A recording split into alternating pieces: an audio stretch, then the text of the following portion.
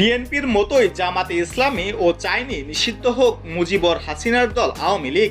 পূর্ব লন্ডনের এক সংবাদ সম্মেলনে এই মন্তব্য করলেন জামাতে আমির ডক্টর শফিকুর রহমান। লন্ডনের ওই সাংবাদিক সম্মেলনে তিনি আরও বলেন, অন্তর্বর্তীকালীন সরকারের মেয়াদ 4 বছর হলে তা বেশি হয়ে যাবে। এখন প্রশ্ন উঠেছে, তাহলে কি ইউনূস সরকারকে নিয়ে শঙ্কিত জামাত এবার আওয়ামী লীগের পাশে?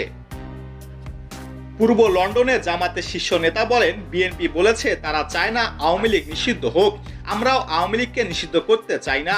ঐক্যবদ্ধ হয়ে আমাদের সবাইকে জঙ্গিবাদ মোকাবিলা করতে হবে। উল্লেখ্য, এর আগেও আওয়ামী লীগ নিয়ে তারা জামাতের আমিরের মন্তব্য ঘিরে তুমুল হইচই পড়ে গিয়েছিল। তিনি বলেছিলেন, আওয়ামী লীগকে বারবার ফ্যাসিজম আর ফ্যাসিস্ট বলা আমি পছন্দ করি না, কারণ ওরা তো আমাদের পরিবারের সদস্য। প্রসঙ্গত, গত 5ই আগস্ট আওয়ামী লীগ ক্ষমতাচ্যুত হওয়ার পর থেকেই অন্তর্বর্তীকালীন সরকারের বিভিন্ন পর্যায় থেকে আওয়ামী লীগকে নিষিদ্ধ করার প্রসঙ্গ ঘুরে ফিরে আসছে। বিষয়টি নিয়ে এখন রাজনৈতিক মতবিরোধের পাশাপাশি কূটনৈতিক চাপের কথাও শোনা যাচ্ছে। যদিও বিএনপি জামাতের মতো বাংলাদেশের রাজনৈতিক দলগুলোই এখন পুরনো শত্রু আওয়ামী লীগকে বন্ধু বলে মনে করছে।